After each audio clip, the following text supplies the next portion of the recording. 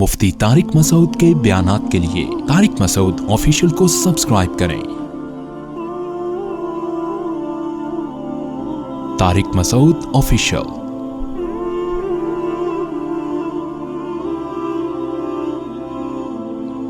اللہ نے قرآن مجید میں حکم دیا کہ وہ لوگ جو اللہ کی راہ میں خرچ کرتے ہیں ان کی مثال بڑی پیاری دی ہے، کَمَثَلِ حَبَّةٍ أَنبَتَتْ سَبْعَ سَنَابِلَ، جیسے ایک گندم کے دانے کو زمین میں بو تو کتنی کونپلیں نکلتی ہیں؟ 7۔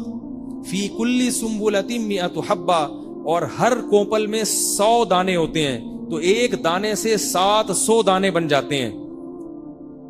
یعنی اگر کوئی جس نے یہ گندم اگنے کا عمل نہ دیکھا ہو یا پودوں کے اگنے کا عمل نہ دیکھا ہو، اس کو اگر آپ آ کے کہیں کوئی جنگل میں رہا اور اس نے کبھی دیکھا ہی نہیں، یعنی جنگل میں نہیں، بیابان میں رہا، صحرا میں، اس کو بولیں کہ یہ ایک گندم کا بیج ہے، اس سے تھوڑے دنوں میں 700 بیج بالکل ایسے پیدا ہو جائیں گے، وہ کہے گا یہ تو جادو ہے بھائی، نظر کا دھوکہ ہے، ایک سے 700 کہاں پیدا ہوں گے؟ اور پھر آپ کہیں وہ جو 700 ہے نا، ان میں سے ہر ایک سے پھر 700، تو 700 کو ضرب دے دیں 700 سے، کروڑوں میں بات پہنچے گی۔ تو وہ جواب میں کیا کہے گا؟ بھائی یہ پاگل ہو رہا ہے دماغی، کہاں سے، کون سی فیکٹری ہے، کون سی مشین ہے، کون سا سائنسدان ہے جو ایک کے 700 بنا دے گا؟ تو آپ کہیں یہ اللہ کرتا ہے، اللہ۔ تو وہ جواب میں کیا کہے گا؟ میں اللہ کو نہیں مانتا، میری عقل میں نہیں آتا۔ لیکن ہم چونکہ صبح و شام دیکھتے ہیں کہ اللہ کیا کرتے ہیں، ایک بیج کو مٹی میں ڈالا، گوبر اور پانی اس کے ملاپ سے اور مٹی کے ملاپ سے اس ایک دانے سے اللہ 700 دانے پیدا کر دیتے ہیں۔ تو یہ اللہ نے اپنی قدرت دنیا میں دکھائی ہے۔ تو اللہ فرماتے ہیں تم اللہ کی راہ میں خرچ کرو گے، جہاں جہاں وہ خیر میں جائے گا اس سے جو جو خیریں پھیلیں گی وہ ملٹی پلائی ہوتا چلا جائے گا، اور ایک کے لاکھوں کروڑوں بن کے قیامت کے دن تمہارے سامنے آئیں گے۔ نہیں آ رہی بات؟ دیکھو، ایک آدمی نے مسجد میں ایک پنکھا لگا دیا، اس پنکھے سے کتنے لوگ مستفید ہوتے ہیں؟ تو وہ ثواب اس کا بڑھتا چلا جا رہا ہے۔ ہم کہتے ہیں یار اللہ اتنا ثواب کہاں سے لائے گا؟ بھائی اللہ کے خزانوں میں کمی نہیں ہے، کمی نہیں ہے، تو وہ ملتا رہے گا، ملتا رہے گا۔ پھر وہ نماز پڑھنے آیا پنکھے کی وجہ سے، پنکھا نہیں تھا تو وہ نہیں آتا، اکثر تو ایسے ہی ہوتے ہیں، ایئر کنڈیشن ہے تو آ گئے، پنکھا ہے تو تھوڑے کم آئے، پنکھ کچھ بھی نہیں ہے تو امام صاحب ہی بھاگ گئے، ٹھیک ہے نا؟ تو جو آیا اس کو نماز دل لگا، اس کا کچھ اللہ نے اس کو اور ترقی دی، تو اس میں آپ کا بھی دخل ہوگا۔ یہ لوگ جو مدرسوں میں پیسے دیتے ہیں، وہاں جو علماء بن کے نکلتے ہیں، تو وہ علماء جب تک خیر کا کام کرتے رہیں گے، جس نے اس مدرسے میں انویسٹمنٹ کی تھی اس کا کچھ نہ کچھ حصہ اس میں ہوگا کہ نہیں ہوگا؟ وہ بڑھتا رہے گا، بڑھتا رہے گا، بڑھتا رہے گا، بڑھتا رہے گا، بڑھتا رہے گا۔ اسی وجہ سے نبی صلی اللہ علیہ وسلم نے ارشاد فرمایا کہ جب انسان مر جاتا ہے، انقطع عملہ الا من 3، مر جاتا ہے تو سب کچھ ختم مگر 3 چیزیں باقی رہتی ہیں۔ 3 چیزیں کیا رہتی ہیں باقی؟ نمبر 1 صدقۃ جاریہ، ایسا صدقہ کر دیا جس کے آثار چل رہے ہیں، درخت لگا دیا، کنواں کھود دیا، مسجد بنا دی، مدرسہ بنا دیا، یا طلبہ پہ خرچ کر دیا مدارس میں، تو وہ جب تک نکلیں گے فارغ ہو کے وہ پھیلتا رہے گا، پھیلتا رہے گا، پھیلتا رہے گا۔ تو پہلی چیز کیا فرمائی؟ صدقہ جاریہ۔ دوسری چیز ارشاد فرمائی ولد صالح یدعو لہ، نیک اولاد جو اس کے لیے دعا کرتی رہے گی۔ پھر اس اولاد کی اولاد ہوگی جو اپنے باپ دادا کے لیے دعا کرتی ہے، پھر اولاد کی اولاد، تو نیک اولاد، تو اولاد ہوگی تو نیک ہوگی نا۔ 2 بچے میں کیا پتا کہ نیک ہوں گے کہ نہیں ہوں گے؟ ایک صاحب کل مجھے ملے، کہہ رہے ہیں ایک ہی بچہ ہے اتنا نالائق، ان کہنے لگے ایک بیٹا ہے میرا بہت سخت تنگ کیا ہوا ہے، نافرمان ہے، یہ وہ، ایک نماز نہیں پڑھتا۔ میں نے کہا دوسرے تو پڑھتے ہوں گے نا، ان سے خدمت لے لی، کہنے ہے ہی ایک۔ میں نے کہا پھر یہ آپ کا، میرا قصور نہیں ہے بھائی، یہ میرا قصور نہیں، اب بھگتو۔ ہمارے نبی صلی اللہ علیہ وسلم نے فرمایا تزوج الودود الولود، ایسی عورت سے نکاح کرو جو کثرت سے اولاد دے تمہیں، اولاد کے معاملے میں بخل سے کام نہ لے، بہت بڑی ترقی کا ذریعہ بنے گی اولاد۔ دیکھو میں اپنے والدین کا 4تھا بچہ ہوں، میں بڑا نالائق ہوں، لیکن اگر میرے والد صاحب ابھی جو میں دین کی خدمت کر رہا ہوں مجھے دیکھتے تو خوش ہوتے نا کہ اچھا ہوا چوتھا ہو گیا تھا. کیا خیال ہے؟ اگر خاندانی منصوبہ بندی والوں کے مشورے پہ چلتے تو میرے والد صاحب کا جو علمی سرمایہ ہے جو آج لاکھوں لوگوں تک پہنچ رہا ہے وہ نہ پہنچتا, کیونکہ میرے دونوں بڑے بھائی عالم نہیں ہیں مجھ سے اچھے, مجھ سے نیک ہیں, عالم نہیں ہیں. عالم میں بھی نہیں ہوں لیکن ان سے زیادہ ٹوٹا پھوٹا علم ہے میرے پاس. تو وہ صدقہ جو اللہ اگر قبول کر لے, باقی اللہ ہی بہتر جانتا ہے کہ یہ قبول ہو رہا ہے کہ نہیں ہو رہا. تو لا تدرون ایہم اقرب لکم نفعا, اللہ فرماتے ہیں تمہیں معلوم نہیں ہے کہ تمہاری کون سی والی اولاد تمہارے لیے نفع کا ذریعہ بن جائے, کون سی والی اولاد تمہارے لیے فائدے اور نفع کا ذریعہ بن جائے, کسی کو پتہ نہیں ہے. اس لیے یہودیوں کی باتوں میں مت آیا کرو. تو سلیمان کیا عرض کر رہا تھا میں کہ کیا بات چل رہی, ہاں صدقہ جاریہ او علمی ينتفع به, یا وہ علم جس سے فائدہ اٹھایا جائے.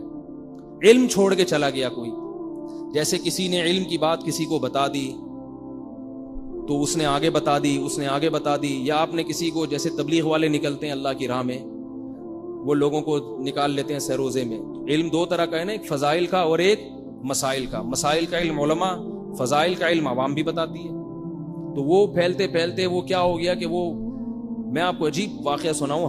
میں جو بیٹھا ہوں نا آج یہاں پہ, میرے استاذ جن کا جامعۃ الرشید ہے, اتنا بڑا ادارہ بنایا جس سے اللہ اتنی خیر کے کام لے رہے ہیں, وہ استاذ کیسے آئے دین پر؟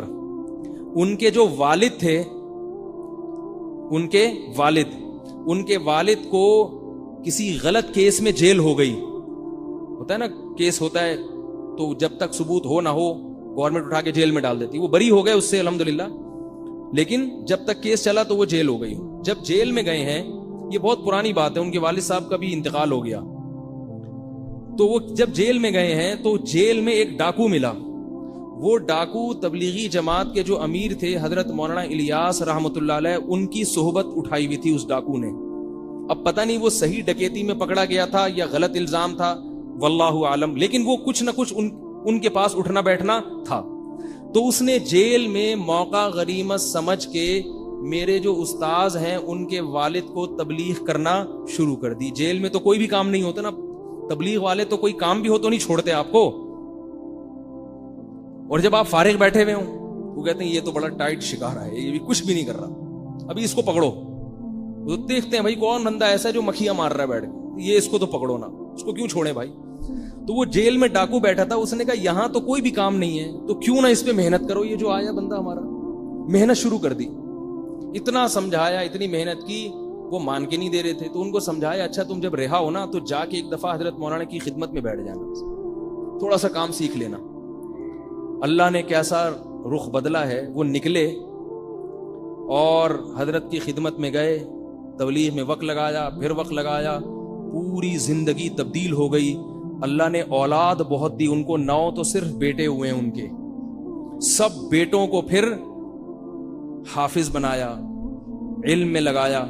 تو ان کے جو دوسرے نمبر والے بیٹے تھے نا, انہوں نے علم میں اتنی ترقی کی کہ وہ پورے پاکستان میں وفاق المدارس میں ٹاپ کیا انہوں نے. کیوں؟ اس لیے کہ باپ کا تبلیغ میں وقت لگا تھا. اور لگایا کس نے؟ وہ جو جیل میں ڈاکو تھا اس نے نصیحت کی. میں حقیقت میں تھا یا نہیں تھا میں الزام نہیں لگا رہا, ہو سکتا ہے نہ ہو, کیس اس پر یہ تھا کہ ڈکیتی ہے.